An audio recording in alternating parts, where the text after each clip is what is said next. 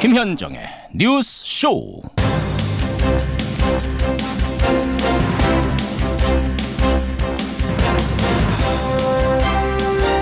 멋지고 새로운 스마트한 미사일이 갈 것이니 러시아는 준비하라. 도널드 트럼프 미국 대통령이 트위터를 통해서 시리아 공습을 이렇게 다시 한번 예고했습니다. 애청자 여러분 안녕하십니까. 트럼프가 시리아 공습을 예고하면서 러시아를 언급한 데는 이유가 있습니다. 미국과 서방의 동맹국들은 이 시리아에 대한 화학무기 공격이 시리아 정부군이 러시아 지원받아서 한 일이다. 결국 응징해야 할 대상은 러시아다라고 결론 내리고 있기 때문인데요. 반면에 러시아는 우리와는 상관없다. 생사람 잡지 말아라. 미국을 맹비난하고 있습니다.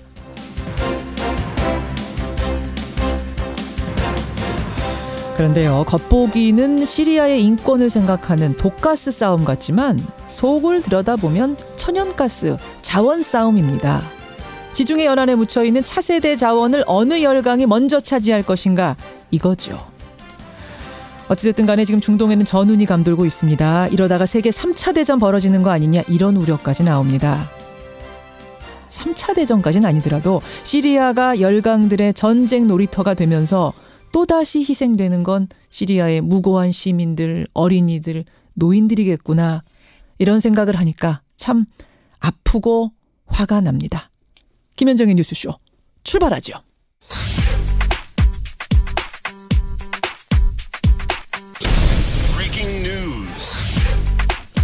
김현정의 뉴스쇼가 주목한 오늘의 포인트 김정훈 기자 나와 있습니다. 어서 오세요, 김 기자. 네. 오늘 첫 번째 포인트는 어디부터 좀 볼까요? 네, 볼턴 정의용 채널의 가동입니다. 청와대 정의용 국가안보실장이 존 볼턴 백악관의 국가안보보좌관하고 회동한 게 알려진 거예요. 이 원래는 비공개 일정이었는데요. 오늘 새벽에 백악관이 한미 안보수장 간 회동이 있었음을 확인을 해줬습니다. 신임 볼턴 안보보좌관은 지난 9일 공식 업무를 개시했죠. 알려진 것처럼 대북 강경파의 대표적인 인물인데 그렇죠. 이 때문에 남북 북미 정상회담을 앞둔 우리로서는 볼턴과의 긴밀한 관계 구축이 필요한 상황이었거든요.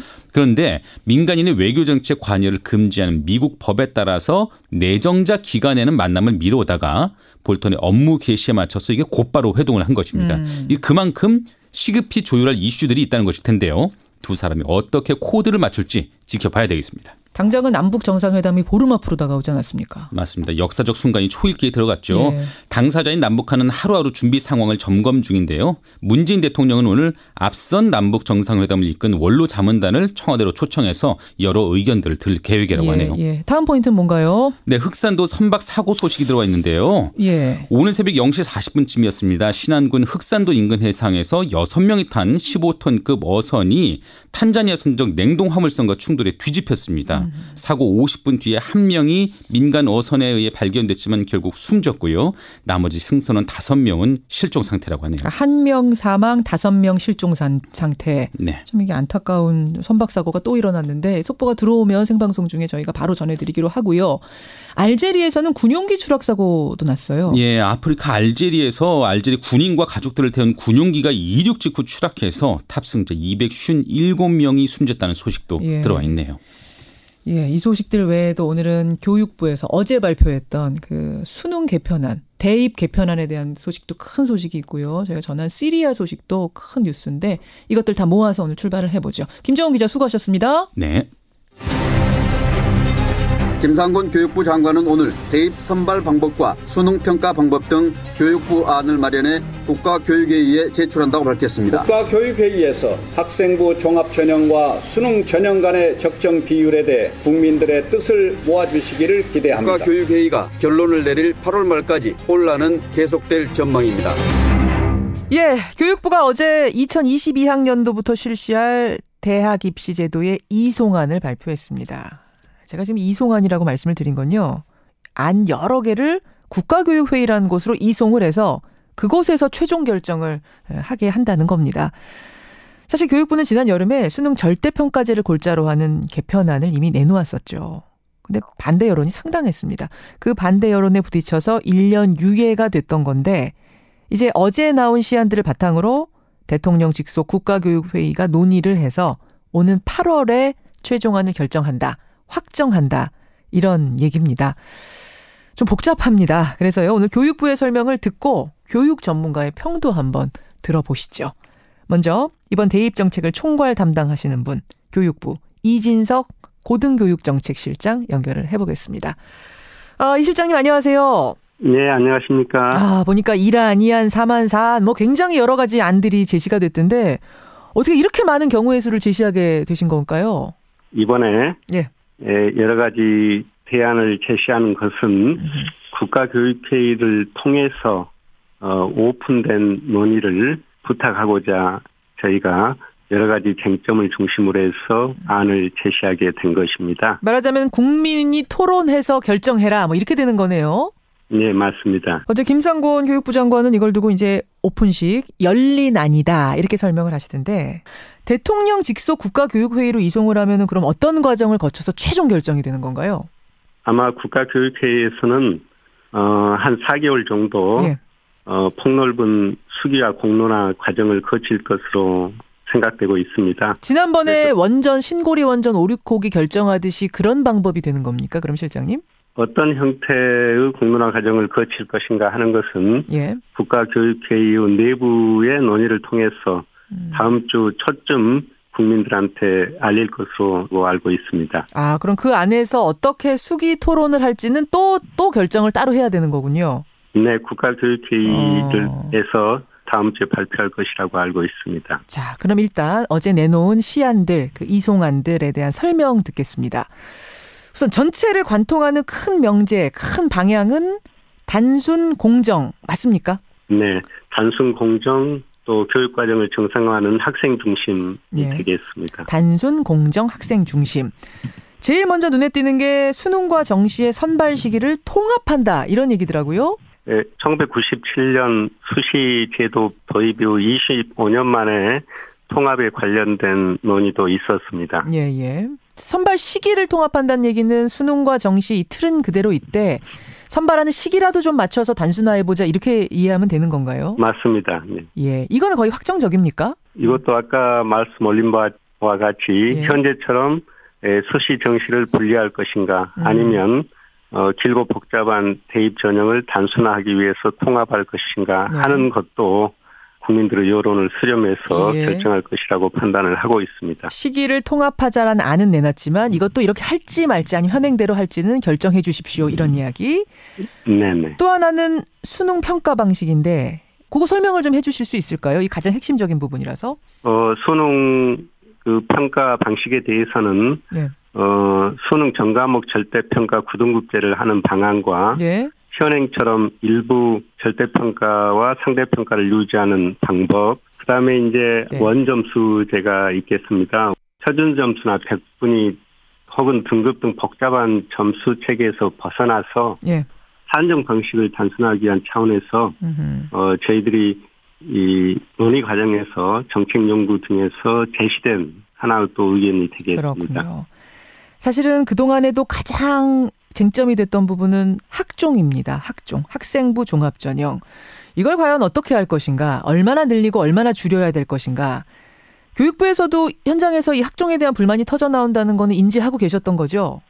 예. 입시의 공정성 부분을 이야기할 때 좀 가장 큰 불만이 있었던 것이 학생부 종합전형이기도 합니다. 또 일부에서는 금수저 전형이라는 서현도 사용된 경우가 있었다고 알고 있습니다. 그래요. 물론 또 학종의 장점도 있습니다. 다양한 기준으로 학생 개개인의 소질과 적성을 평가한다는 교육적인 좀 가치도 있습니다만 취지는 뭐 너무나 좋죠. 취지는. 하지만은 개선 보완이 필요하다는 지적도 있습니다. 그렇죠. 그래서 그걸 어떻게 조정할 것이냐. 현장에서는 학종 좀 줄여달라. 학종 문제 많습니다. 개선해 주십시오. 계속 얘기를 하는데 대학에서는 학종을 계속 늘리고 있고 이 추세를 어떻게 조정할 것이냐가 교육부의 굉장히 큰 숙제였는데요. 결국은 지금 나온 걸 보면은 교육부에서는 조정안을 내놓지 않은 셈이네요.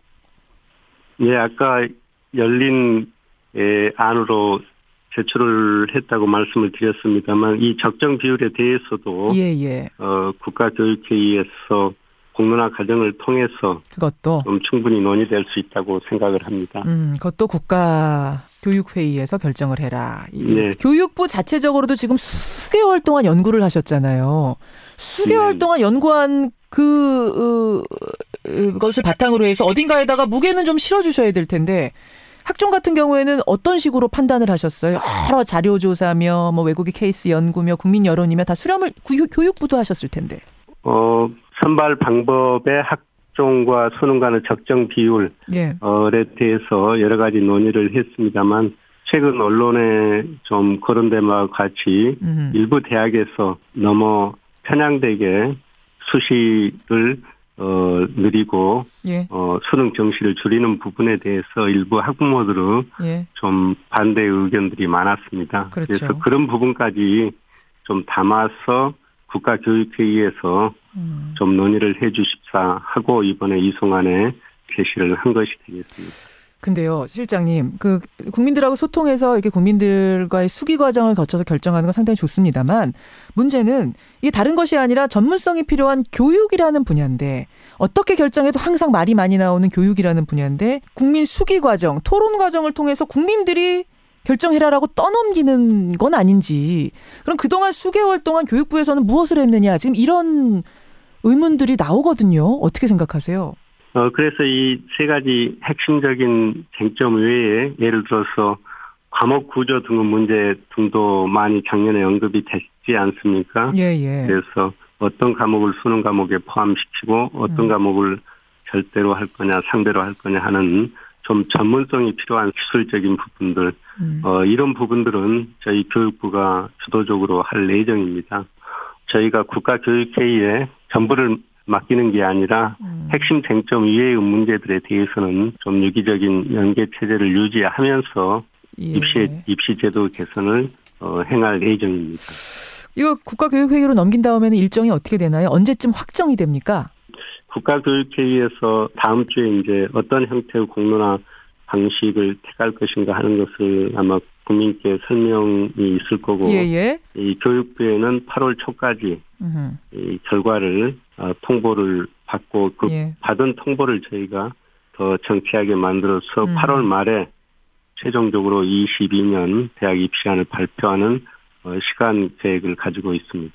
4달 동안 될까요? 지금 교육부의 그 전문가들이 모여서도 수개월 동안 했는데도 결론을 결국 하나도 못 내시고 이렇게 지금 나열식으로 넘기는 상황이라면 4달 동안 되겠습니까? 물론 시간적으로 여러 가지 논의가 있을 수도 있습니다만 지금까지 저희가 그 논의했던 안에 대해서도 세부적인 어떤 그런 자료들이라든가 이런 부분은 국가교육회의하고 공유를 할 예정입니다.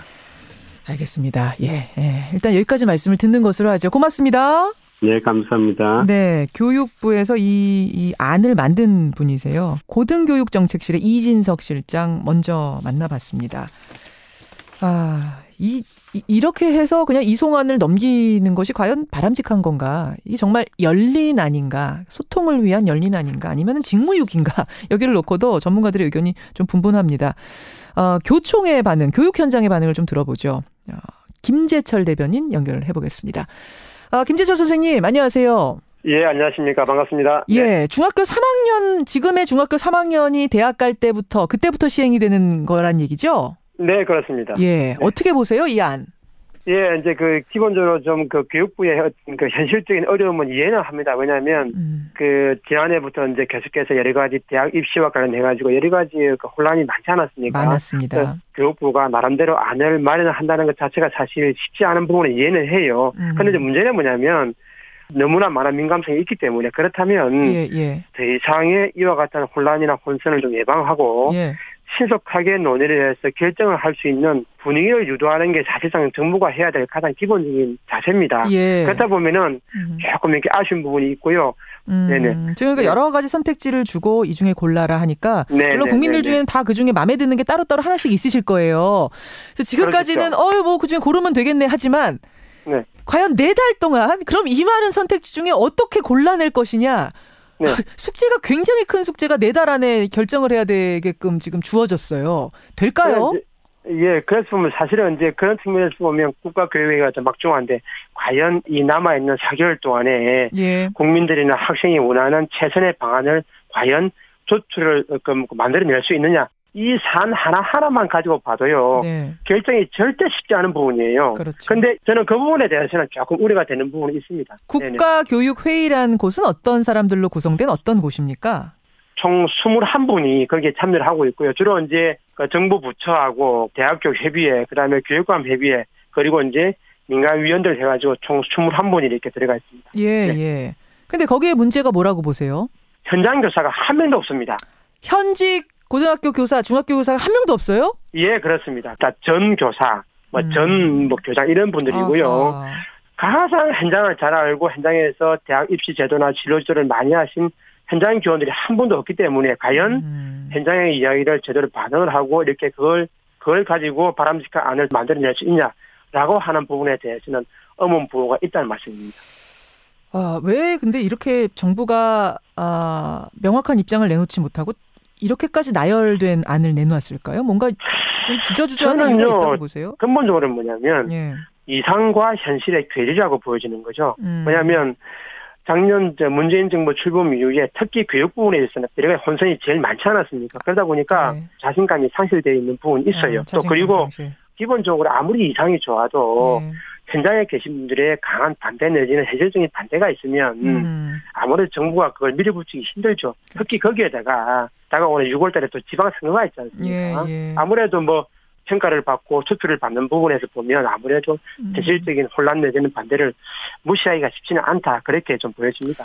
알겠습니다. 여기까지 말씀을 듣죠. 김재철 대변인님 고맙습니다. 네, 감사합니다. 예, 어제 나온 시안에 대한 현장의 반응 선생님들 얘기까지 들어봤습니다. 한국교총 김재철 대변인이었습니다.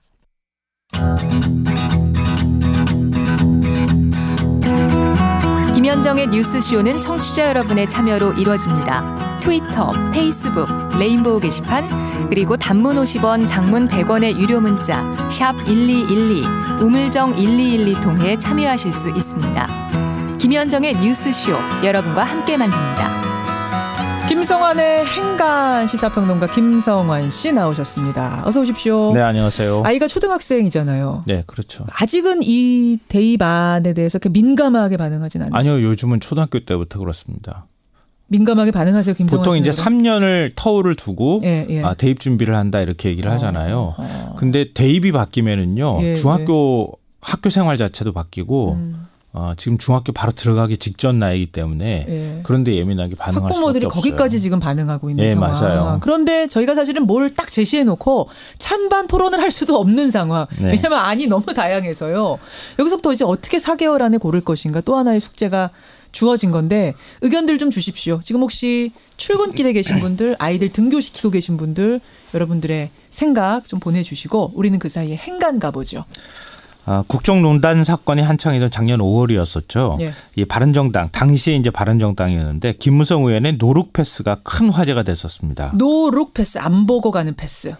그러니까 공항 입국장 자동문을 나오면서 공항 캐리 있잖아요. 가방을 쭉 그냥 무심코 밀리니까 보좌관이 와가지고 그 가방 딱 받는 거 있잖아요. 그걸 노룩 패스라고 이렇게 얘기했는데 이번에는 자유한국당 김성태 원내대표의 공항 프리패스가 논란입니다. 이번에는 프리패스입니다. 예, 제1야당 원내 사령탑의 공항 프리패스. 이 뉴스의 행간을 좀 살펴볼까 합니다. 그러니까 항공기를 타는데 신분증 없이 패스를 했다는 거죠? 네, 맞습니다. 지금은 이 항공 규정이 바뀌어가지고요. 작년 7월부터였나 신분증이 없이는 비행기를 탈 수가 없습니다. 절대 안 됩니다. 그런데 김성태 원내대표가 그 어려운 일을 해냈다는 건데요. 이 지난 7일이었습니다. 김포공항에서 가족과 함께 제주행 대한항공기를 타려고 했는데요.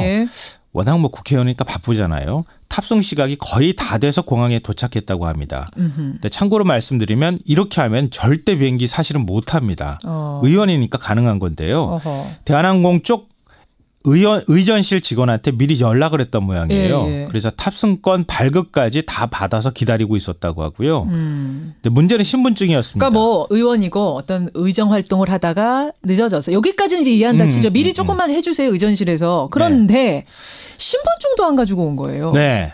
출발장에서 보안 검색 직원이 신분증을 좀 주십시오 이렇게 요구를 하니까 당연히 없으니까 못 들어가는 거는 거죠. 그러니까 신분증 없이 나는 신분증 없다 이런 식의 얘기를 했던 거예요. 그러니까 대한항공 직원이 이분이 누군지 아느냐 내가 신분 보장하겠다 이렇게 해서 무사 통과를 했다는 겁니다. 대한항공 직원의 보증으로. 네. 그러니까 지난 10일 언론에 이 사실이 보도가 돼서 특혜 논란이 일었는데요. 김 원내대표가 몇 시간 만에 신분증과 신용카드를 가방에 넣어둔 상태가 돼서 신분증을 제시하지 못했다. 이렇게 얘기를 하면서 사과를 했습니다. 이게 무슨 말이에요? 신분증과 가방 안에 신분증하고 신용카드를 넣어서 비행기를 가방을 다 보냈기 때문에 내가 제시를 할 수가 없다. 그런데 이게 다시 거짓말 논란에 휩싸였습니다. 그래요? 김포공항에서 제주도로 갈 때뿐만 아니라 돌아올 때도 프리패스를 했다는 겁니다. 그래요. 네, 그러니까 뭐예요? 가방 안에 있었던 게 아니네요. 아니라는 거죠. 그리고 이거 또 제주도 가는 것도 공부가 아니고 가족여행이었다면서요? 네, 맞습니다. 지금 가족들이 같이 그러니까 갔으니까요. 더 이렇게 인터넷상에서 우리 여론이 시끌시끌할 수밖에 없는 건데 공항 프리패스에다가 거짓말까지 한 논란에 휩싸인 김성태 원내대표. 이 뉴스의 행간 가보죠. 첫 번째 행간은 공항만 프리패스한 게 아니었다입니다. 그래요? 또 있어요? 언론 보도도 프리패스했습니다. 그러니까 공항 패스가 처음 보도된 게 사흘 전인 지난 10일이었는데요. 예. 한 경제신문이 이날 오후 4시 무렵에 첫 보도를 내보냈습니다. 예. 다른 언론도 이 신문 보도를 인용해서 관련 보도를 쏟아내기 시작했습니다. 김 원내대표가 사과까지 했잖아요. 몇 시간 만에. 사과까지 한 거 봤는데. 그런데 그 이후에 이상한 일이 벌어졌습니다. 어떤 일이요? 해당 신문의 보도가 2시간 만에 포털에서 또 해당 신문의 온라인 매체에서 깜짝같이 사라졌습니다. 더 황당한 건 자신들이 단독 보도를 해놓고 그걸 또 삭제를 하고 그 대신에 후속 보도를 낸 통신사 보도를 인용한 뒤에 김 원내대표의 해명까지 덧붙여서 반영한 기사를 다시 작성해서 올렸다는 겁니다. 아니 단독 보도했으면 특종한 건데 특종을 부끄러워하면서 숨기고 삭제를 했어요? 네. 그리고 다른 통신사 보도를 인용해서 거기에 김 원내대표의 사과 멘트를 넣은 다음에 그 기사를 올렸다는 겁니다. 희한하네요. 한마디로 언론을 프리패스했다는 얘기인데요. 언론계 관행상 말도 안 되는 일이 벌어진 거죠. 참 감쪽같이 사라진 프리패스 기사. 두 번째 행간은 뭡니까? 두 번째 행간은 홍준표 대표가 출입 금지시킨 바로 그 언론사였다입니다. 사실은 지금 그 언론사가 어디냐고 제가 질문하려던 그 참이었는데. 기껏 단독 보도한 기사를 삭제한 언론사. 홍준표 대표가 한때 전쟁을 선포했던 종편TV와 같은 언론사 계열입니다. 그럼 뭐 얘기 안 해도 다 나오네요. 지난 2월 홍 대표가 성희롱 발언을 했다. 뭐 이런 유해 전 최고위원의 주장을 보도해서 가짜뉴스와 전쟁을 선포한다. 그러면서 해당 언론사를 출입금지시키고 취재 거부를 했거든요. 다 아시니까 그냥 말할게요. MBN이잖아요. 우리도 여기서 다 얘기했었고. 신문사는 매일경제신문입니다. 그렇죠. 그래서 이게 지금 이 홍준표 대표가 이렇게 출입금지시킬 일이 아닌데 왜 이러느냐 이런 얘기 우리가 했었는데. 네, 맞습니다. 그런데 일주일 전쯤 그 조치를 원만히 해결하자라고 해서 해제를 했어요. 5억 원의 손해배상 소송만 남겨놓고 그리고 닷새도 지나지 않은 상황에서 같은 계열 신문이 김성태 원내대표 프리패스 기사를 보도했다는 겁니다. 어떤 일이 벌어졌을까요? 어떤 일 벌어진 거예요? 해당 신문사 편집국장은 정치부 요청이 있었다는 점을 인정했지만 자유한국당에서 어떤 요청을 했는지 압력을 넣었는지에 대해서는 밝히지는 않았습니다. 그런데 이런 일이 요청 없이 이루어질 수 있었을까요? 요청 없이 이루어질 수도 있죠. 알아서 패스시켜주는. 지만 모르겠습니다. 알 수는 없습니다. 마지막 행간은 뭡니까? 마지막 세 번째 행간은 김기식 금감원장 사태에 묻혔다입니다. 평상시 같으면 이런 기사 나왔으면요. 아마 난리 났을 거예요. 의원갑질, 갑질도 이런 갑질이 없다. 그럴 텐데 김기식 원장 사태가 워낙 크니까 그 사태에 사실은 슬쩍 묻어간 측면이 있어요. 그러니까 워낙 사안이 크니까 거기에 뭐 돈 하나 쪼만한 거 던진다고 해서 파문이 커지진 않으니까요. 그런데 거꾸로 한번 생각해 보세요. 왜 이렇게 언론사가 언론계 관행하고도 맞지 않을 만큼 이렇게 서둘러서 기사를 내렸을까? 만약에 자유한국당이 그런 요청을 했다면 김기식 금감원장 사태를 거꾸로 김성태 원내대표 프리패스가 덮을까 봐 걱정돼서 그랬던 것 아닐까? 이런 생각을 할 수밖에 없다는 겁니다. 여기까지 오늘의 행간 김성환 씨 수고하셨습니다. 네, 고맙습니다. 의견들이 많이 들어옵니다. 특히 학종 관련해서요. 아이들 학종 관리하느라 얼마나 할 게 많은지 제가 봐도 버겁습니다. 학부모님이시죠? 2527님. 학종을 아예 폐지해 주십시오. 정시를 70% 이상 늘려주십시오. 이게 지금 현장의 목소리입니다. 라는 분이 계시는가 하면 이호건님, 학종이 문제 있는 거 많지만요. 정시 확대도 문제거든요. 개선안이 필요합니다. 이런 문자. 입으로 가죠.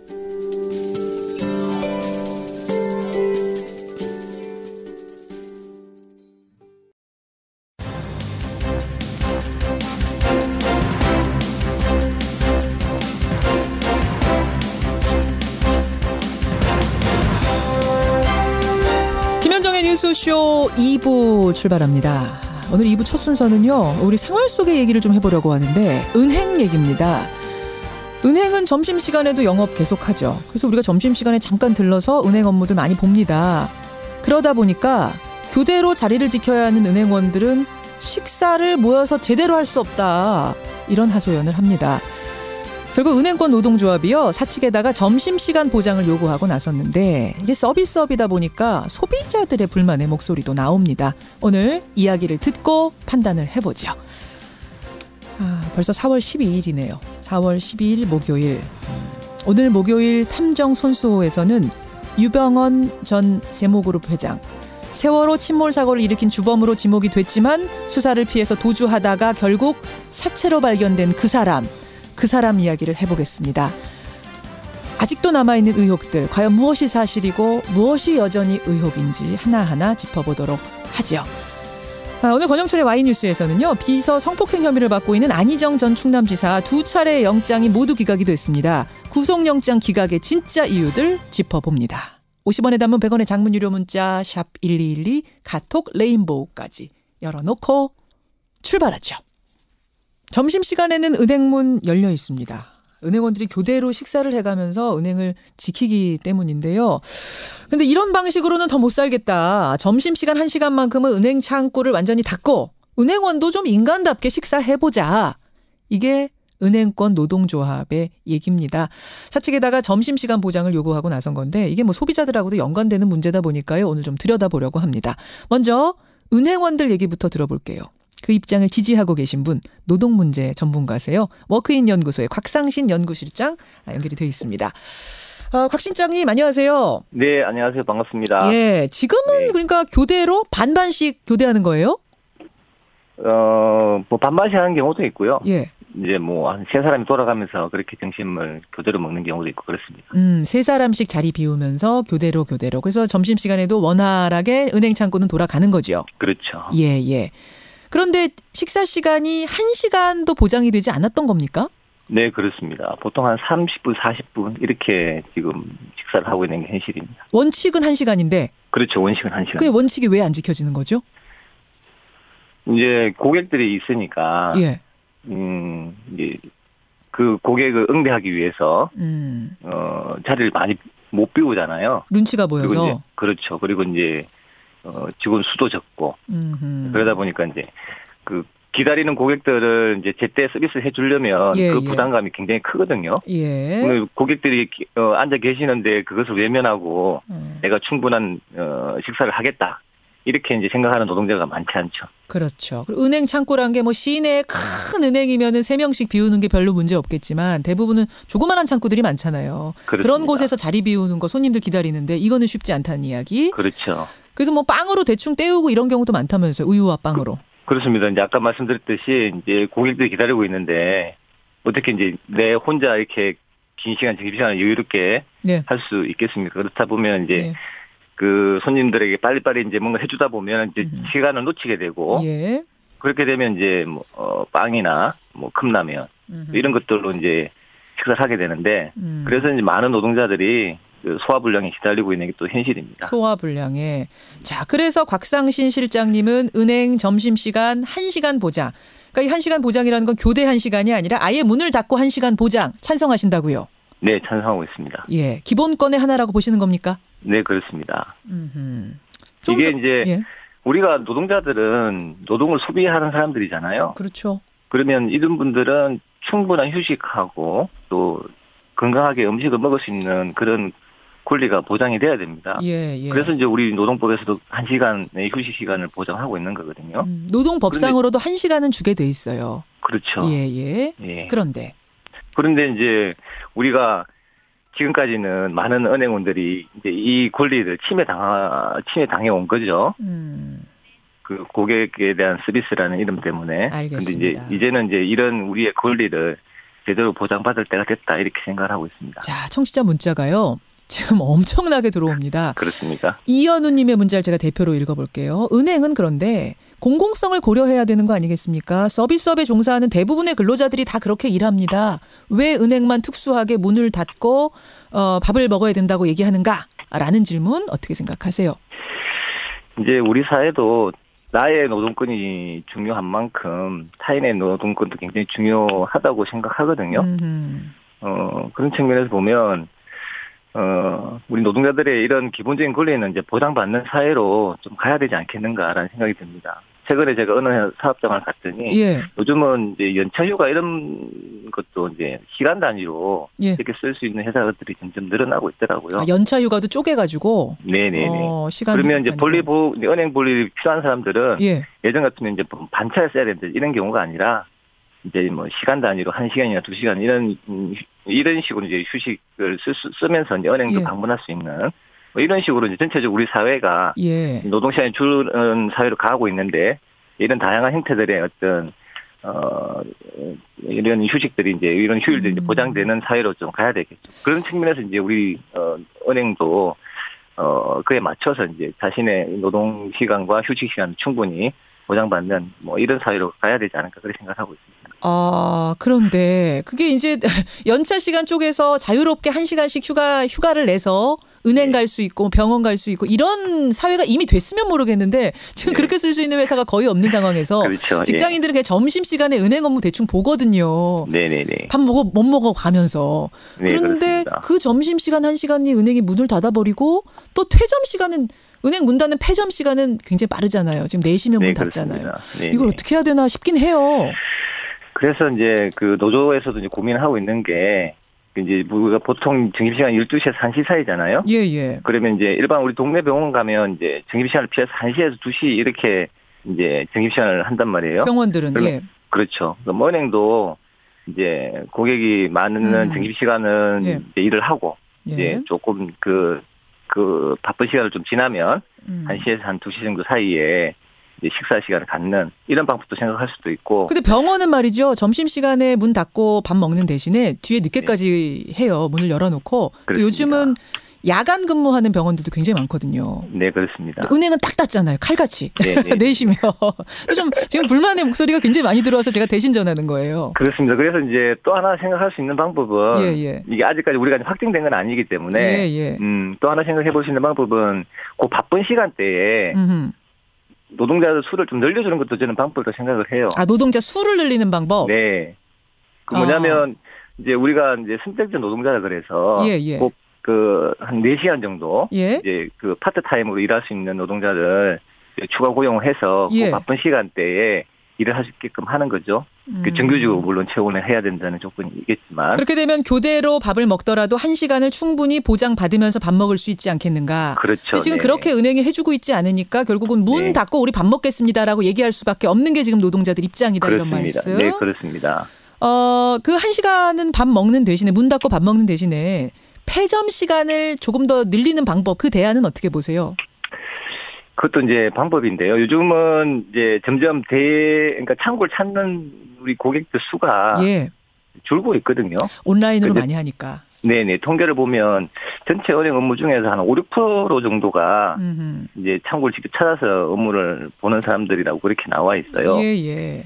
그렇게 되면 굳이 이제 전 은행 시간을 늘려서 할 필요가 있겠나 생각도 들고 또 하나는 이 은행 노동자들이 은행 문 닫는다 그래가지고 퇴근하는 게 아니거든요. 아, 문 닫아놓고 하기는 또 그날 결산하고 뭐 이렇게 일들 하시더라고요. 그렇죠. 보통 8시, 9시까지 이분들이 연장 근로를 하고 있기 때문에 그 은행 영업시간 더 늘리는 문제는 좀 더 신중하게 생각을 해봐야 될 것 같습니다. 알겠습니다. 여기까지 말씀 듣죠. 고맙습니다. 네, 감사합니다. 노동 전문가세요. 워크인 연구소의 곽상신 연구실장 이야기를 먼저 들었습니다. 소비자 얘기도 들어야겠죠. 저는 사실은 이 문제를 가지고 문자가 이렇게 많이 들어올 거라고는 상상 못했는데 지금 어느 정치 토론보다도 많은 문자들이 쏟아지고 있다는 걸 일단 알려드리면서 여러분 의견 보내주시고요. 금융소비자연맹의 조현행 회장 연결이 돼 있습니다.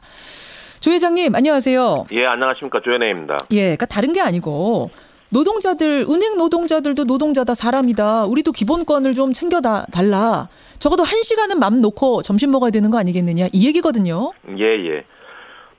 이 얘기는 주인 정신이 없는 정말 노조만 생각하는 그런 주장으로 소비자 입장에서는 어떻게 보면 말도 안 되는 주장 같습니다. 소비자들이 주로 찾는 점심시간에 1시간 휴식을 제대로 취하겠다는 것인데 말씀하신 대로 공공재의 입장에 은행과 소비자 편익은 전혀 고려하지 않고 자신들의 권익만 찾겠다는 무리한 주장 같습니다. 무리한 주장. 근데 지금 청취자 중에 은행원이 문자 주셨어요. 제가 실명은 이야기 안 하겠습니다만 황모 청취자.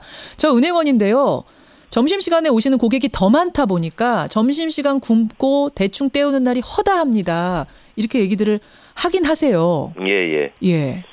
그 점심시간에 그 일이 많이 몰린다는 얘기는 소비자들이 그만큼 은행 일 보기를 많이 원한다는 이야기입니다. 그러면은 오히려 인력을 늘리든지 소비자들이 편리하게 소비자 니드에 맞춰서 공급자들이 하는 것이 자세일 텐데 이러한 주장은 정반대 주장입니다. 소비자 입장은 전혀 고려하지 않는다는 얘기입니다. 예를 들어서 식당에서 점심시간에 손님들이 많이 몰리는데 종업원들이 자신들도 밥을 먹어야 된다, 쉬어야 된다고 해가지고 1시간 점심시간을 달라는 것과 전혀 다름이 없는 정말로 어처구니 없는 주장이라고 생각됩니다.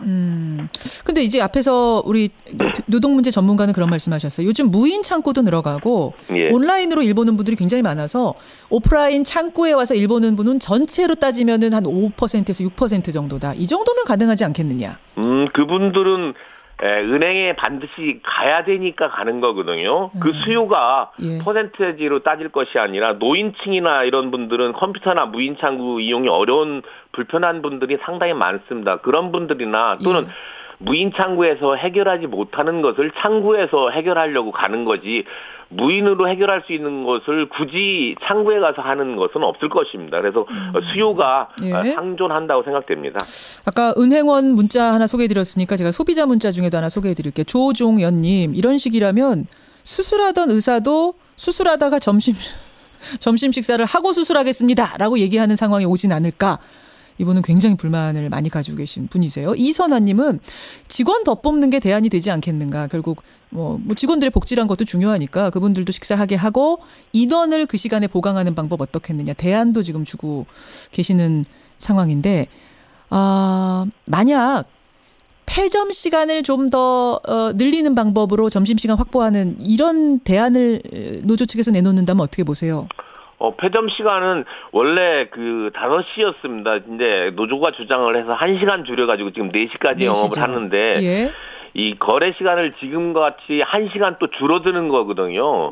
전체적으로 볼 때. 그런 것은 소비자들이 불편이 가중되기 때문에 당연히 만일에 이것이 받아들여진다고 해도 그 이상의 시간을 근무 시간을 늘려야 된다고 생각됩니다. 은행 문 여는 시간을 늘려야 된다고 생각됩니다. 문 여는 시간을. 한 분은 또 이런 문자 주셨어요. 그러면 점심시간 12시에서 1시 사이 아니고 이거는 글쎄 노조 측에서 받아들일지 모르겠습니다. 2시에서 3시 사이 이런 식으로 문을 닫는 건 어떻게 보느냐. 그것도 반대? 물론 반대입니다. 전체적인 소비자 입장에서 은행 갈 수 있는 시간이 줄어들기 때문에 굉장히 촉박합니다. 직장인들이 점심시간 이용하는 것도 그것도 눈치 보고 짬을 내서 가는데 근무 시간에 그렇게 가가지고 일 보는 것은 시간을 맞춰야 되는 불편함이 있기 때문에 그것도 반대입니다. 알겠습니다. 지금 완강한 반대세요. 청취자 의견도 반대쪽이 좀 많이 들어오는 가운데 6751님은 은행원도 노동자입니다. 점심 있는 삶 한번 만들어보자는데 왜 이렇게 반대들을 하십니까? 또 이런 문자도 들어옵니다만 전반적으로는 과한 주장이다. 소비자로서는 이해하기 어렵고 이런 식이라면 소방관들도 그러면은 점심시간 확보하고 문 닫고 밥 먹어야 되는 거냐 뭐 이런 문자들이 꽤 많이 들어오고 있는데요. 아직은 제안입니다. 제안이고 확정은 아니라는 거 말씀드리고요. 오늘부터 금융노조와 금융권이 첫 산별교섭에 나서면서 이 안건들을 논의하게 된답니다. 오늘 논의의 첫날 소비자 대표로서 한 말씀 하신다면 짧게. 은행은 대표적인 공공재로 허가를 받아서 영업을 하는 면장 영업기관입니다. 소비자를 외면해서는 절대 안 된다고 생각되고요. 경영자가 아니고 노조라고 해서 소비자를 외면하면 절대 안 됩니다. 어느 은행은 점심에 문을 닫고 어느 은행은 24시간 열고 경쟁을 해서 이렇게 한다면 소비자들은 좋은 은행을 선택을 하게 될 것입니다. 그렇지 않고 이렇게 은행 노조가 일방적으로 정하면 모든 은행이 따라하는 것은 소비자 편익을 볼모로 하는 일종의 소비자에 대한 횡포이고요. 담합행위라고 생각이 됩니다. 이 주장은 반드시 철회되기를 희망합니다. 경쟁적으로 그러니까 어느 은행은 닫고 어느 은행은 열고 이런 식이라면 그건 환영한다. 예, 맞습니다. 알겠습니다. 경쟁이라면 괜찮은데요. 예. 전체가 다는 담합입니다. 받아들일 수 없다. 여기까지 말씀 듣죠. 고맙습니다. 네, 감사합니다. 예, 금융소비자연맹의 조연행 회장까지 만났습니다.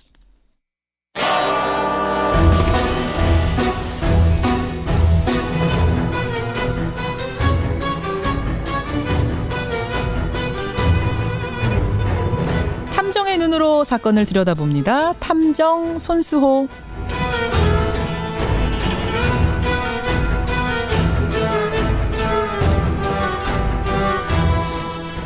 관심을 모으고 있는 사건을 보다 자세히 들여다보는 시간이죠. 탐정 손수호. 오늘도 손수호 변호사 나오셨습니다. 어서 오십시오. 네, 안녕하세요.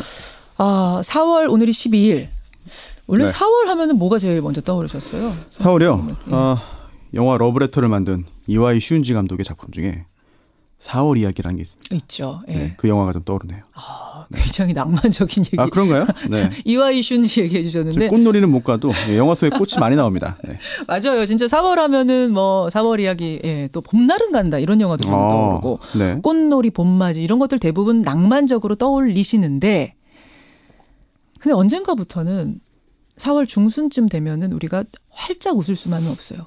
네. 꽃놀이 가면서도 마음이 무거워요. 그렇죠. 우리 모두에게 트라우마로 남아있는 한 사건이 떠올라서 그런 거 아니겠습니까? 그렇습니다. 바로 세월호 참사인데요. 특히 최근에는 더욱 충격적인 사실들이 드러났습니다. 예. 그날 그 시간에 대통령이 침실에서 자고 있었다. 또 최순실 씨가 와서 논의하기 전까지는 사실상 한 일이 없다. 예. 또 그 사실을 감추기 위해서 여러 사람들이 자료도 조작하고 위증도 했다. 충격적이죠. 그래요. 오늘 이 이야기를 꺼낸 이유는 오늘 탐정의 주제가 이 세월호와 관련된 내용입니다. 네, 다음 주 월요일입니다. 4월 16일 이제 세월호 참사 4주기인데요. 예. 그래서 오늘은 세월호 참사 관련된 이야기 중에서도 유병헌 전 세무그룹 회장 이야기를 하겠습니다. 세월호의 주인, 실소유주 의혹을 받았던 유병헌 전 회장 수사하려고 그러니까 도주해버렸어요. 네, 그렇습니다. 도주한 후에요. 전남 순천의 매실밭에서 사체로 발견됐는데요. 예. 결국 공소권 없음 불기소 결정으로 수사가 종결됐죠. 그랬죠. 완전 종결됐습니다. 그렇게 마무리가 됐지만 사실은 지금까지도 여러 의혹들이 제기되고 있는 건데 그런 의혹들의 오늘 다 하나하나 할 수는 없겠습니다만 중요한 의혹들의 팩트를 찾아주시는 겁니까? 일단 재확인을 하고 싶고요. 또 도대체 왜 그런 의혹들이 나왔나 그 이유와 배경을 살펴봐야 할 것 같습니다. 먼저 그 미스터리를 풀기 전에 유병헌은 누구였는가, 어떤 사람이었는가 간략하게 설명을 좀 해주시죠. 네, 41년생입니다. 예. 네, 고등학교 졸업하고요. 대구에서 교회를 다니다가 기독교 목사였던 권신찬을 만나서 그의 딸과 결혼합니다. 예. 그런데 이 권신찬은 81년에 기독교 복음 침례 회를 설립해요. 예. 이게 바로 구원파의 한 갈래인데요. 정통 기독교단에서는 이단으로 이제 분류하고 있기도 이단이죠. 합니다. 네, 그리고 유병헌 전 회장은 이 종교 활동만 한 게 아닙니다. 사업을 시작하는데요. 예. 70년대부터 사업을 합니다. 그래서 79년에는 주식회사 세모를 설립하는데 예. 세모, 구약 성경에 나오는 모세의 이름을 뒤집어서 만든 회사다. 예, 그런 이름이다라고 하는 이야기도 있었습니다. 예, 네. 그러니까 결국은 팩트들을 추려보면 구원파의 사위가 네. 유병헌인 거고 네. 밀접한 관련이 있었던 건 다 사실이네요. 그렇습니다. 기독교 복음 침례회가 곧 구원파는 아니지만 구원파의 한 갈래라고 볼 수 있는 것이죠. 예, 예. 그리고 또 이 유병헌 전 회장은요, 이 기독교 복음 침례회의 자금을 사업에도 사용합니다. 그러다 보니까 이 구원파 내부에서도 비판이 있었어요. 예. 하지만 사업을 계속 확장했고요. 특히 91년에 한강 유람선 독점 운항을 시작합니다. 굉장히 큰 화제를 모았죠. 그랬죠. 그런데 그때 역시 구원파였던 이제 오대양 집단 자살 사건이 발생하고요. 오대양 사건. 네, 이 유병헌 전 회장이 여기에 연루됩니다. 예, 그래서 구속되기도 해요. 그런데 재판 결과 오대양 대표로부터 자금을 받았다는 부분은 무죄 판단을 받았어요. 하지만 교인들의 헌금을 상습적으로 횡령했다는 사실이 인정됐습니다. 예. 그래서 징역 4년형이 선고됐고요. 또 복역을 했어요. 복역을 하고 나와가지고 세모 해운을 그렇게 성장시킨 거예요? 그렇습니다. 우리나라 최대 연안 여객선 회사로 성장시켰는데 하지만 이제 투자가 좀 무리해서 97년에 부도가 났고요. 곧바로 아들들이 청해진 해운을 세웁니다. 청해진 해운 많이 들어보셨죠? 청해진 해운. 네. 세월호 소유했던 회사가 청해진 해운인 거잖아요. 그렇습니다. 그런데 이 유병헌 전 회장은요. 2000년대 중반에 돌연 대외적인 기업 활동을 중단하고요. 아해라는 이름으로 사진작가 활동을 합니다. 그런데 이 수사 과정에서 이 청해진이 내온 조직도의 회장으로 유병헌 이름이 올라가 있어요. 그렇죠. 월급도 1,000만 원 받고 자문료도 받았습니다. 예. 그래서 실제 소유주가 유병헌 회장 아니냐, 경영에 참여한 거 아니냐라는 의혹을 받았고요. 그래서 검찰이 3차례나 출석 요구를 했죠. 하지만 응하지 않고 금수원, 연수원입니다. 예. 금수원에 숨어 있다가 수사팀이 진입하기 전에 도주했습니다. 그렇게 도주를 하고 공개 수배를 했던 겁니다. 네, 그렇죠. 수사팀이요, 사전 구속영장을 청구했습니다. 네, 그리고 또 신고 보상금, 현상금을 이해하시면 되겠는데요. 예. 신고 보상금을 걸었어요. 처음에는 8천만 원이었다가 합계 6억 원, 유병헌 전 회장 5억, 아들 유대균 씨 1억 원 이렇게 올렸는데 상당히 올라갔어요. 찾지 못하니까. 이게 우리나라 역사상 최고라고 합니다. 네. 네. 하지만 순천에서 사체가 발견되면서 사건이 종결된 거죠. 저는 이날을 생생하게 기억나요. 이제 잠자리에 들어 있었거든요. 들려고 하고 있는 중이었는데 네. 발견됐다는 거예요. 저도 자고 있는데 굉장히 많은 방송사에서 전화가 왔어요. 새벽 1시쯤 됐던 것 같아요. 지금 바로 방송국 올 수 있냐 그런 연락 많이 받았습니다. 저희도 그때부터 이제 다음 날 방송을 준비해야 되니까 전체가 다 모여가지고 그 다음 날 아침 방송을 어떻게 준비할 것인가 회의하고 섭외하고 유병헌이 발견된 그 밭의 주인을 찾아서 저희가 첫 인터뷰를 했던 기억이 지금도 생생한데 네.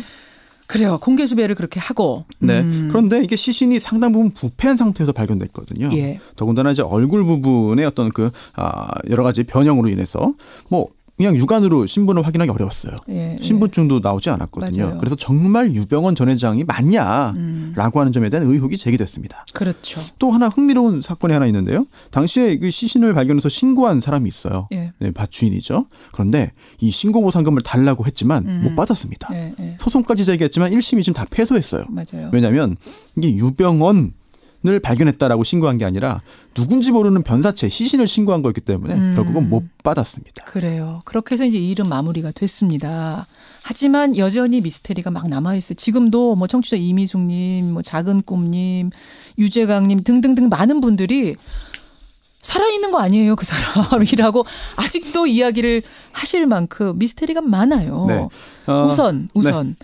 진짜 유병헌이 세월호 침몰의 배후였느냐, 이 근본적인 질문부터 던져보죠. 그렇습니다. 물론 이게 당시에 유병헌 전 회장 또 구원파에 대한 의혹들이 많았어요. 네. 네. 그리고 청해진 해운 또 유 전 회장 일가가 책임이 있다면 당연히 물어야 되죠. 그렇죠. 특히나 소유 구조가 명확하지 않았고 청해진 해운에 또 구원파 사업 중에도 석연치 않은 부분들이 있었습니다. 또 과거에 오대영 사건 같은 일에도 연루된 적도 있기 때문에 의혹을 달기에 충분했죠. 하지만 이 세월호를 이들이 고의로 침몰시켰느냐, 또 침몰 원인이 직접적으로 유 전 회장이냐라고 하는 건 또 다른 문제거든요. 그렇죠. 네, 물론 이 유 전 회장이요, 이 세월호를 이제 증축하기 위해서 불법적으로 이제 지시를 합니다. 그게 자신의 전시실, 개인 전시실을 만들기 위한 거였어요. 그리고 또 이 세월호의 보건성에 문제가 있다라는 보고를 받았는데요. 예. 세월호가 아니라 쌍둥이 배인 오하마나호 먼저 매각하라고 지시했습니다. 그래요. 또 과적도 있었죠. 과적도 했어요. 네. 그런데 이게 사실 고의 침몰의 근거라고 보기는 어려워요. 과적도 이게 수익성을 높이기 위한 것이었지 고의 침몰의 어떤 시도했다는 증거는 없고요. 그리고 또 오하마나호보다를 먼저 매각하러 한 것도 사실 문제가 있는 세월호를 매각하지 말라고 한 건 아니었어요. 그러니까 배를 증축한다든지 여러 가지 배를 놓고 잘못된 일을 한 건 맞지만, 그렇다면 그날 세월호를 유병헌이 침몰시켰는가? 사실 많은 분들이 지금 아직도 그런 얘기하시는 분들이 있는데 그건 다 아니라는 거잖아요. 네, 저희가 음모론으로 빠지면 안 될 것 같습니다. 일단 현재까지는 드러난 증거는 없다라는 거죠. 네. 그래요. 근데 그러면 왜 그 당시에 우리는 모두 유병헌이 세월호 참사의 주범처럼 모든 비밀을 밝히는 열쇠를 이 사람이 다 가지고 있는 것처럼 우리는 그때 생각했을까요? 이 부분을 곰곰이 생각해야 됩니다. 예. 정부가 책임을 돌리기 위해서 노력한 건 아닐까? 바로 이 부분을 지금 우리가 이제 와서 생각하면 의심을 하는 거죠. 네, 막연히 당시의 정부를 매도하려고 하는 건 아니에요. 네. 근거가 있기 때문입니다. 2014년에 김영한 전 민정수석이 지금은 세상을 떠났는데요. 메모를 남겼습니다. 어떤 메모입니까? 그 메모 내용이 이렇게 돼 있어요. 유병헌 일당 탐욕, 괄호 열고, 배, 수선, 쉼표하고 과적, 괄호 닫고. 이게 뭡니까? 이 메모의 의미는 뭡니까? 당시 대통령 비서실장이 김기춘이었습니다. 예. 김기춘 비서실장이 지시를 한 거고요. 이거를 옮겨 적은 것으로 판단되는데요. 유병헌 전 회장 일당이 탐욕에 의해서 배를 증축하고 과적한 것으로 몰아가자 그런 의미로 해석됩니다. 또 당시 안전행정부가요, 유병헌 전 회장을 이제 그 행적을 파악하기 위해서 전국 임시 반상회도 추진하기도 했죠. 임시 반상회. 네, 그렇습니다. 예. 정부뿐만 아니고요, 언론도 반성할 부분이 있어 보입니다. 보도의 어떤 내용이나 그런 형식과 함께 예. 유병헌 전 회장이 도두 중에 이런 말을 남기죠. 메모를. 그런 터무니없는 얘기에 대해서 법적 대응 꼭 필요. 그래서 이 사건 후에 구원파, 즉 기독교 복음 침례회에 이 메모가 전달되고 네. 결국은 뭐 언론중재위원회에 정정보도 요청, 또 명예훼손 소송 등등이 잇따랐습니다. 그러니까 여러분 정확히 할 것은 청해진 해운과 유병헌 회장의 책임이 없다는 게 아닙니다. 지금 배를 가지고 뭐 증축을 한다든지 하지 말아야 될 일들은 많이 한 거 맞아요.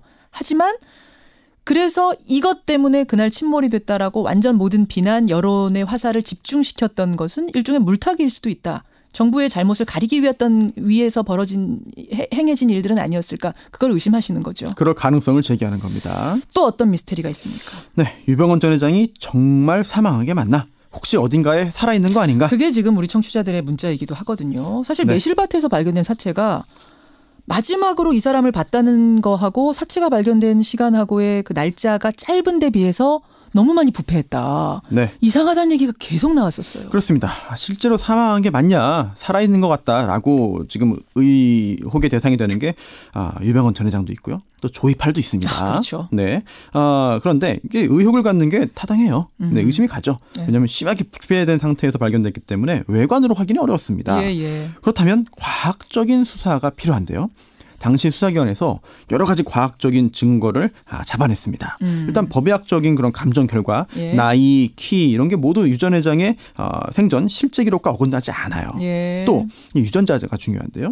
현장에서 발견된 소주병, 스쿠알렌병, 예. 또 잠시 묵었던 것으로 보이는 별장의 침대보, 예. 또 금수원에서 발견된 머리빗.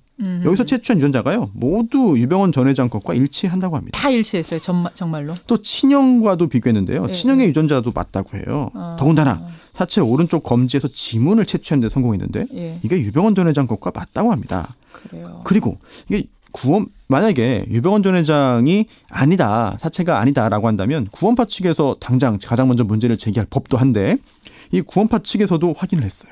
왜냐하면 당시에 유병헌 전 회장 생전에 치료했던 치과 의사가 예.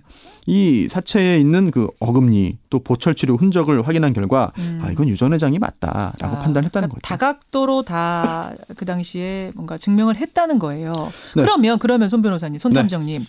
짧은 시간에 어떻게 그렇게 심하게 부패할 수 있었는가? 이게 지금 핵심 의혹이거든요. 이건 그렇죠. 어떻게 전문가들이 말합니까? 그렇습니다. 이 부분 저도 사실 제 전문 분야가 아니기 때문에 굉장히 의문이 있었고 지금까지도 그렇습니다. 그래요. 하지만 이 분야 전문가들은 이렇게 말해요.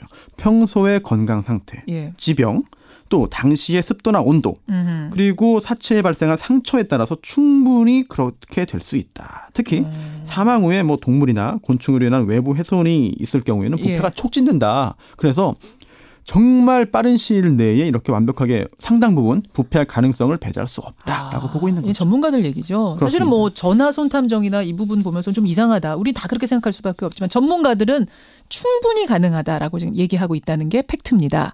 그러면 지금 과학적으로는 의심의 여지가 없어 보이는데도 불구하고 이렇게 의문이 남는 이유, 행간은 네. 뭡니까? 사실 의문을 제기하고 의혹을 갖는 분들을 뭐라고 탓할 수가 없어요. 왜냐하면 이상한 부분이 여전히 남아있기 때문입니다. 맞아요. 예. 네, 확인되지 않은 것도 많거든요. 검찰은요, 이 고령의 유 전 회장이 혼자서 도피하다가 어두운 산속 헤매면서 굶다 보니 저체온증이 일어나서 사망했다고 판단했습니다. 아사로 인한 저체온증. 그렇죠. 저체온증이죠. 그런데 이걸 그대로 믿어야 되나 의문이 들죠. 왜냐하면 사인을 확인한 게 어렵기 때문이에요. 그래서 당시에 독살설이 있었어요. 맞아요. 누가 죽인 거다. 이 사건 다 덮어버리려고 죽인 거다라는 독살설이 있었어요. 네, 하지만 국과수에서 검사한 결과 독극물은 체내에서 발견되지 않았습니다. 또 사체 부근에 뭐 돈도 없었고요. 안경, 시계 등 도피 위에 필요한 물품이 전혀 없었습니다. 그래서 타사로에 이동된 거 아니냐라는 설도 제기됐죠. 있었어요. 네, 하지만 구원파 관계자가 이렇게 말했습니다. 유 전 회장은 원래 돈을 가지고 다니지 않았다. 원래. 또 시계나 안경도 몸에 지니고 다니지 않았다라고 해요. 오히려 그런 게 발견됐다면 더 의심스러웠을 것이라고도 했습니다.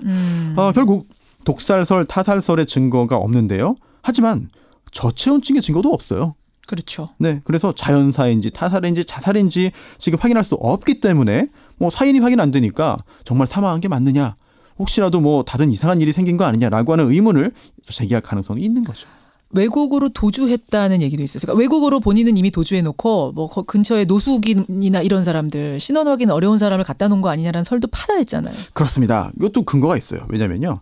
2014년에요. 특별수사팀이 최근에 익명의 인사가 대한민국에 있는 다른 모 국가 대사관에 유병헌 전 회장의 정치적 망명 가능성을 타진했다. 그런데 그 국가 대사관에서는 거부했다라고 밝혔거든요. 그래서 검찰이요 외교부를 통해서 우리나라에 있는 각국 대사관에 협조 요청을 합니다. 망명 신청에도 받아주지 말라는 거죠. 아까 망명 신청한 것까지는 팩트군요. 그런데 이게 나중에 보니까요 발신자 신원 확인을 했더니 구원파와도 전혀 관계없던 사람의 장난전화였다고 장난전화. 밝혀졌습니다. 특별수사팀까지 이렇게 얘기한 마당이었는데 알고 보니 장난전화. 이게 발신자 누군지 확인 안 하고 성급하게 이제 발표하면서 벌어진 해프닝이었죠. 그러니까 특별수사팀 발표한 것까지는 기억이 나는데 그 후에 장난전화였다는 건 또 우리가 보도 못 보고 이러니까 계속해서 의혹은 계속해서 만들어지는 거예요. 그렇습니다. 근데 여러 정황들을 종합해 보면은 유병헌 전 회장 죽음이 사실이라는 쪽으로 정리는 사실은 되네요. 현재로선 그렇게 보는 게 타당할 것 같습니다. 자, 또 살펴볼 미스테리 뭐가 있습니까? 네, 바로 돈인데요. 유병헌 일가의 재산은 도대체 어디에 있고 어디로 갔나? 그 유병헌 전 회장 일가 재산은 싹 압류해가지고 피해 보상에 썼다는 거 아니었습니까? 일단 당시에요 2,400억 원으로 추정됐어요. 실제로 2012년에는요 이들이 프랑스 남부의 한 마을을 통째로 사게 됐는데요. 돈이 많은 거죠. 한 마을을 통째로? 그렇습니다. 그리고요 정부가요 당시에 재산에 대한 그 가압류를 신청하면서 피보전 채권액을 4천억 원으로 설정했습니다. 이게 뭐냐면 정부가 이들에게 받아내야 되는 돈이 약 4천억 원이다. 라고 한 건데요. 뭐 희생자 구조 수습이라든지 아니면 가족 지원 등등 또 보상금까지 다 포함된 겁니다. 그런데 이 구상권을 인정받으려면요. 세월호 참사에 대한 유병헌 전 회장의 법적 책임이 인정돼야 되는데 그 사이 연결고리가 있어야 되는군요. 네, 근데 과연 이게 쉽겠느냐? 쉽지 않은 그런 그 절차와 그 내용들이 예상이 되고요. 정부는요. 일단 유병헌 일가 재산 중에요. 1,281억 원을 동결시켰습니다. 그중에 900억 원, 약 925억 원이 유병헌 전 회장의 그 재산인데 사실 사망하면서 구상권 행사가 좀 복잡해졌어요. 그렇죠. 또 다른 재산들도요. 구원파와 관련된 영농조합 법인의 소유이거나 또는 다른 사람 명의로 돼 있습니다. 그러다 보니까 소유권 관련된 분쟁이 불가피한 상황이고 충격적인 내용이 또 하나 있습니다. 뭡니까? 이 재산을 환수하기 위해서 정부가 총력을 기울였는데 작년 6월까지 환수에 성공한 재산 얼마일까요? 처음에 뭐 1,200억 이렇게 얘기했었으니까 그래도 한 2,300억 원은 환수하지 않았어요? 8,200만 원. 잠깐만요. 네. 8,000억이 아니라 8,200만 원? 1억이 안 돼요? 네, 작년 6월까지 8,200만 원 환수에 성공했습니다. 네, 그리고 또 유 전 회장뿐 아니라 그럼 아들, 딸도 있지 않냐. 그들의 재산 많을 거 아니냐라고 생각할 수 있는데요. 그들의 법적인 책임과 별개로 뭐 상당 부분 금융기관에 담보 설정돼 있어서요. 환수가 쉽지 않고요. 또 현재 증여세 115억 원도 체납 중이라고 합니다. 아니 지금 배를 그렇게 만들어서 증축해가지고 지금 이 기우뚱기우뚱하게 하다 사고까지 나게 한 이 사람의 재산 수천억 중에 8천만 원 환수했다니 답답한 노릇이네요. 화가 나는 노릇이네요. 유병헌 전 회장과 관련된 미스테리들 오늘 뭐 시간 관계상 하나부터 10까지는 못 짚었습니다만 핵심적인 몇 가지를 들여다봤습니다. 쭉 조사하시면서 손탐정이 느낀 한마디. 더 큰 비극이 있다. 더 큰 비극은 뭡니까? 아직도 침몰원이 무엇인지 구조작업 제대로 되지 못한 이유가 무엇인지 그 과정에서 누구에게 책임을 물어야 하는지 명확하게 밝혀지지 못했고요. 그렇죠. 벌써 4년 지났습니다. 사회적 참사 진상 규명법에 따라서 특별조사위원회 활동이 다시 필요한 상황인데요. 근데 그 과정에서 예전에 문제 일으켰던 인물이 또 돌아왔습니다. 누구요? 위원으로 이제 임명이 되기도 하고요. 결국 희생자 가족들의 상처가 더 커지는 거 아닌가. 이건 비정상으로 보이는데요. 이런 사고가 다시는 발생하지 않도록 하기 위해서라도 정치적인 이해득실을 따지지 말고 특조위 활동 방해하지 말고 반성하는 자세로 제대로 밝혀내야 하겠습니다. 저희가 내일 금요일 그리고 월요일 세월호 특집들을 준비하고 있습니다. 여러분 그 인터뷰도 함께 하시면서 그 당시 일들을 되새기고 그래보죠. 추모해보죠. 손수호 변호사님 수고하셨습니다. 네, 감사합니다. 탐정 손수호였습니다.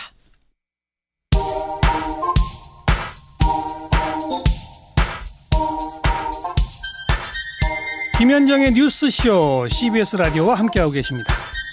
저는 퇴근길 시사자키 정관용입니다. 4059님. 당시 유병헌이라고 한 사체는 부패가 심했는데 그 옆에 검은 봉투에 들어있던 매실은 멀쩡했던 일도 참 희한했다 하셨고 강한영님은 5월이었는데 저체온증이라는 게 참 희한했다. 또 이분 그 말씀. 6360님 여기 순천인데요. 그 자체가 유병원이라고 생각하는 사람 그 당시 아무도 없었어요. 이런 이야기까지. 예.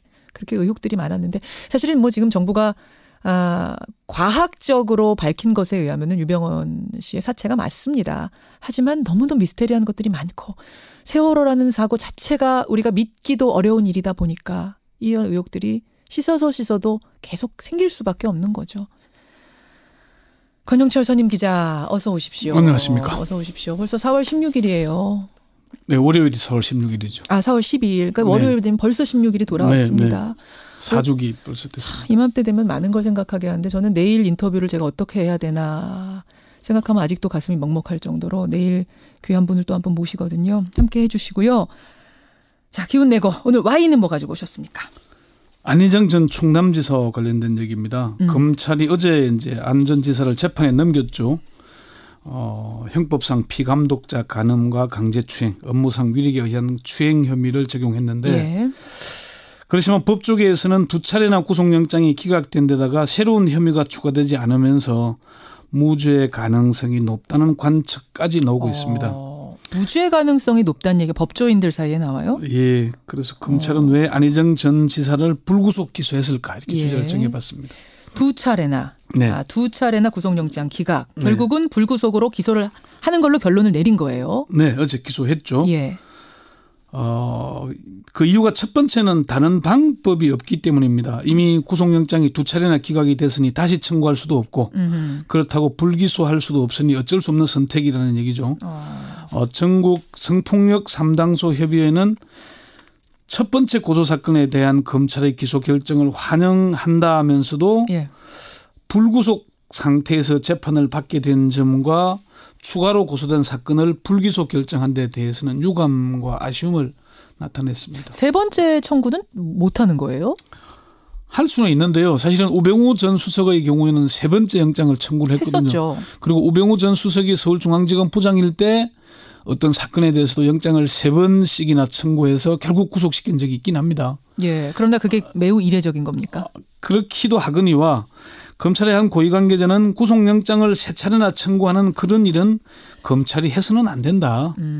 권력이 있거나 힘이 센 사람의 경우 재청구를 할 필요가 있을 수는 있지만 일반인의 경우에는 재청구도 안 하는 게 맞다고 말했습니다. 2번도 안 하는 게 맞다? 문무일 검찰총장은 가급적 영장 재청구도 못하게 막고 있는 것으로 전해지고 그거는 있습니다. 왜 그렇습니까? 2번도 하지 말아라?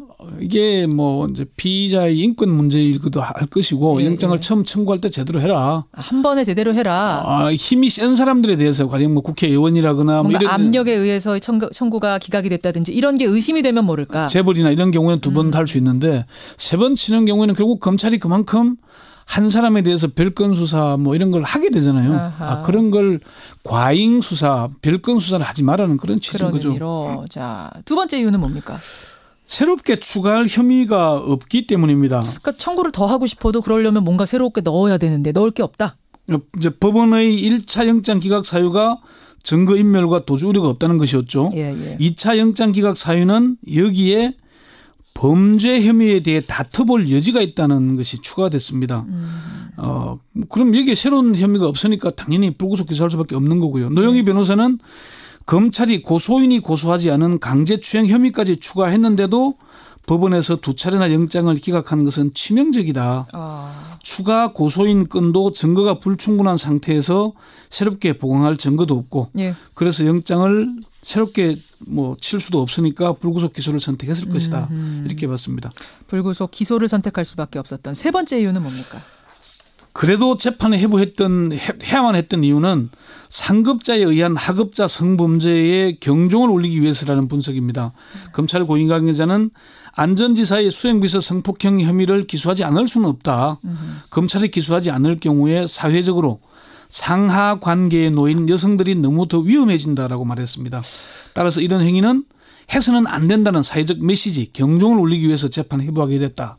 이렇게 설명을 했습니다. 지금 기소를 할 수밖에 없었던이라고까지 표현하시는 걸 보면 그럼 전반적으로 안 전 지사에 대해서 안희정 전 지사에 대해서 무죄가 선고될 가능성을 높게들 본다는 얘기예요? 분위기가?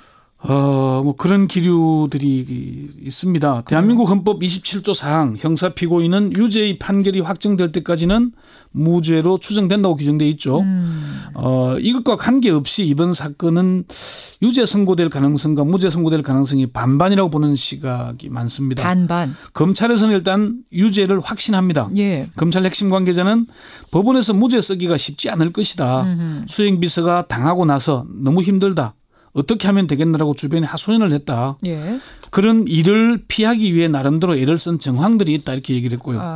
검찰 수사 관계자는 피해자의 일관되고 상세한 진술, 피해자의 호소를 들었다는 주변 참고인들 진술, 예. 피해자가 마지막 피해 전 10여일 동안 미투 관련 검색만 수십 회 했다는 컴퓨터 로그상 사용상 로그 기록. 로그 기록. 예, 피해자가 당시 병원 진료받은 내역, 예. 피해자의 심리 분석 결과 등을 종합하면은 범죄 사실이 모두 인정된다고 판단합니다. 이게 이제 검찰의 얘기입니다. 네. 노영희 변호사는 과거의 기소율이나 판례 등에 비추어 무죄 가능성이 높은 게 사실이지만 최근 미투 운동 등으로 사회 분위기가 바뀌고 있어서 유죄와 무죄 가능성이 반반 정도 될 것으로 본다 이렇게 얘기를 했습니다. 그럼 무죄를 예측하는 그 반은 어떤 이유를 말합니까?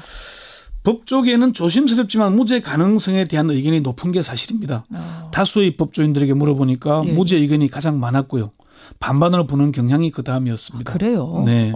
한 중견 법조인은 첫 번째 영장 기각 사유가 소명 부족이 아니었는데도 검찰이 재차 영장을 청구하자 법원에서 범죄 혐의를 다퉈볼 여지가 있다는 직설적인 표현으로 바뀌었다는 걸 주목해야 한다라고 말했습니다. 검사장 출신의 한 중견 법조인은 이번 사건은 무죄 가능성이 매우 높다면서 위력에 의한 간음이 되려면 현장에서 그런 뉘앙스가 있는 말이 오가거나 평소 인사상 불이익을 주려는 시도 등이 있어야 한다고 말을 했습니다. 위력에 의한 간음이 되려면 이제 성폭행이라고 좀 여성이 주장하는 그 현장에서 그런 뉘앙스가 있는 말이 오갔어야 된다. 네 지위를 흔들거나 그게 중요한 기준이 되는 부분이요. 그런 거 아니면 또 뭐 평소에 막 그 압박을 세게 불이익, 꾸중을 한다거나 자리를 놓고 불이익을 준다든지 꾸중을 한다거나 이러면서 뭐 무마하기 위해서 하는 것처럼 그런 거. 심지어 검찰 내부에서도 검찰에는 어쩔 수 없이 구속영장을 2차례나 청구했고 재판을 해부하지 않을 수 없지만 유죄 가능성은 높지 않다는 관측들도 들립니다. 안희정 전 지사 쪽은 지금 어떤 입장이에요? 이 불구속 기소에 대해서. 오히려 안 전 지사 쪽이 조심스러운 반응을 보이고 있습니다. 그래요? 안 전 지사의 변호를 맡고 있는 이장주 변호사는 안 전 지사 입장은 변함이 없다면서 자연스럽게 관계가 이루어진 것이라고 말했습니다. 합의다. 위력은 없었다. 힘이 작용한 관계는 아니다라고 얘기를 했습니다. 이 변호사는 합의가 있었느냐 아니냐, 지위나 위력을 이용했나 안 했나 그게 쟁점이 될 것이라면서 안 지사는 동의하에 관계를 했다는 입장이지만 상대는 그렇지 않다고 하니 법정에서 다투게 될 것이다 이렇게 얘기를 조심스럽게 얘기를 했네요. 근데 이게 지금 김지은 씨가 첫 번째 것만 가지고 영장이 신청이 됐던 거고 기각이 된 거죠? 영장 청구를 2차례는 했고 지금 이제 불구속 기소한 거고. 그러니까 두 번째 고소 사건은 왜 아예 제외가 됐습니까? 증거 불충분입니다. 검찰은 더 좋은 민주주의 연구소 직원 A씨의 고소 사건에 대해서는 증거 불충분으로 불기소 처분을 했습니다. 검찰은 이 직원 A씨가 고소한 건에 대해 2차례 구속영장 청구할 때도 제외했잖아요. 그때는 수사 중이라 그랬는데 맞아요. 결국 공소장에서도 제외를 했어요. 아예 빼버렸어요. 검찰은 피해자 진술에서 일부 신빙하기 어려운 측면이 있다. 검찰이 이렇게. 그렇게 판단했다. 그렇지만 사법 절차와는 관계없이 안희정 전 충남지사 행위는 용서받기 어려운 일이지 않습니까? 그러니까 이미 뭐 정치적으로는 사실은 횡령이 끝났다고 봐야 되는 거죠. 사법적인 부분과는 별개로.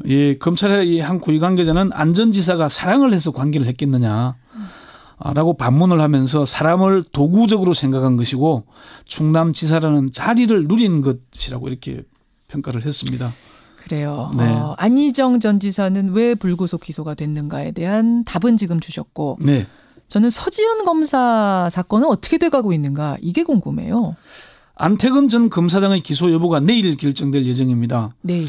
검찰은 서지현 검사 사건이 국민적 관심이 크고 미투 바람을 일으킨 사건 아니겠습니까?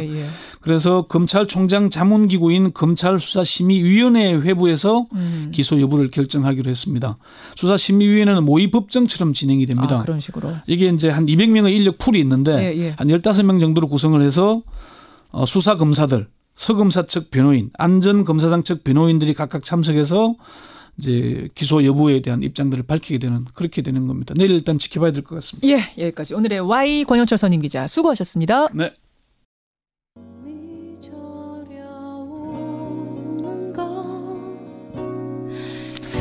정말 여러 이슈들 속에서 봄날은 이렇게 가고 있네요. 눈 감고 잠깐 들어보죠. 김유나입니다. 봄날은 간다.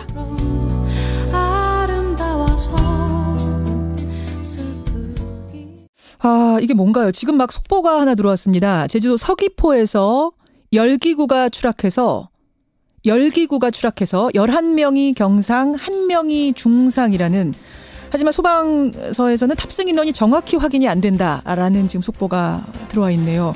커다란 풍선에 바구니 달아서 가는 그 열기구가 추락을 한 것 같습니다. 여기까지밖에 전해드리지 못하겠네요. 고맙습니다.